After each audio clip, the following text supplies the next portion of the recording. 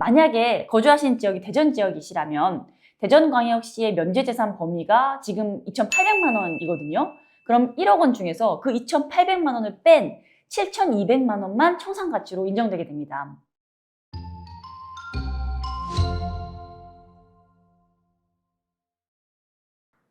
안녕하세요. 회생이 다비지의 이미지 변호사입니다.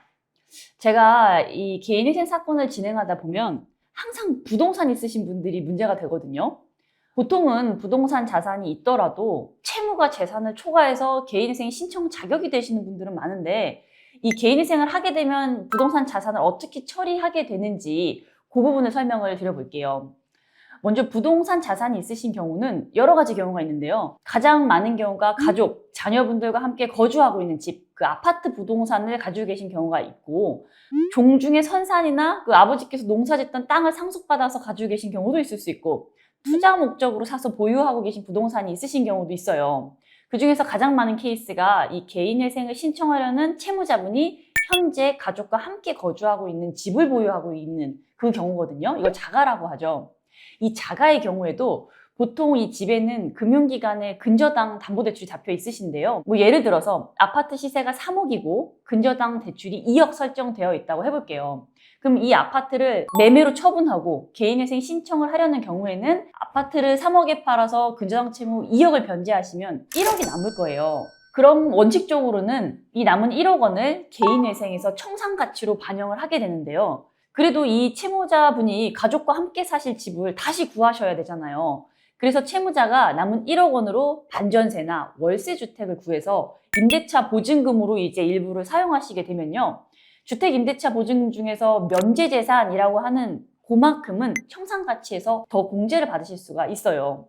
만약에 거주하신 지역이 대전 지역이시라면 대전광역시의 면제재산 범위가 지금 2,800만 원이거든요.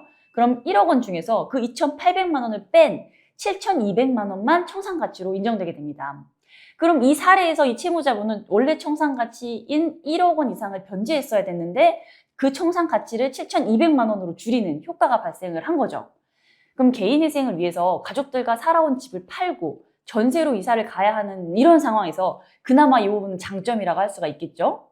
자, 그런데 자녀들 학교 문제도 있고 직장도 있고 해서 집을 당장 팔 수가 없다 하시면 이 근저당을 설정한 채권자, 보통은 금융기관이죠. 이 금융기관과 별도로 합의를 하셔야 돼요.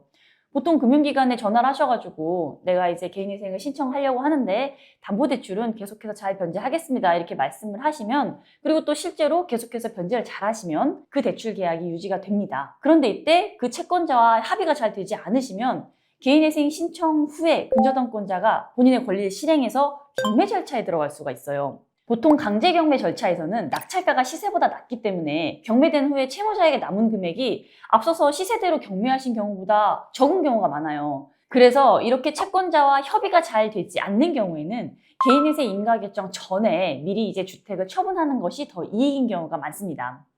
물론 부동산 매매 시장이 워낙에 요즘 얼어붙어 있어서 매매가 쉽지 않다는 것이 실제로는 가장 큰 문제이긴 합니다. 자, 그럼 이렇게 살고 계신 집의 경우가 아닌 일반적인 토지인 경우나 투자 목적으로 보유하고 계신 부동산의 경우를 살펴보면요. 종중 땅이나 선산처럼 실질적으로 재산적인 가치가 거의 없고 사실상 명의신탁에 가까운 경우, 이런 경우에는 그러한 사실을 적극적으로 소명해서 청산가치에서 빼볼 수가 있어요. 그런데 겉으로 보기에 굉장히 멀쩡한 부동산 재산이신 경우들이 있거든요.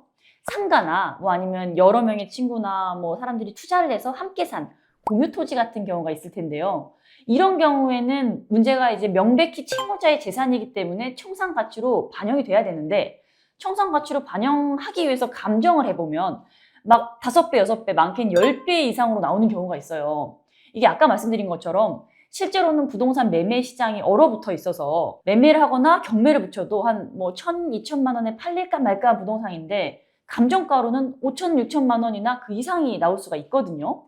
그럼 그런 경우에는 최대한 해당 지역의 실제 낙찰가율이 감정가 대비 한 몇 퍼센트 나오는지, 유찰은 평균 몇 번이나 이루어지는지 이런 것들을 많이 조사를 해서 회생위원을 설득해보는 수밖에 없습니다.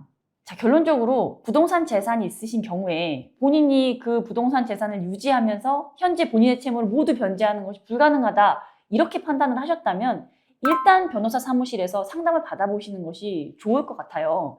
이 부동산마다 성격이 다르고 또 채무의 성격도 다르기 때문에 그런 여러 가지 요소들을 전부 고려해보고 전체적으로 이 개인 회생을 통해서 내가 어느 정도 채무의 조정이 가능한지를 정확히 확인을 해보시면 좋을 것 같습니다.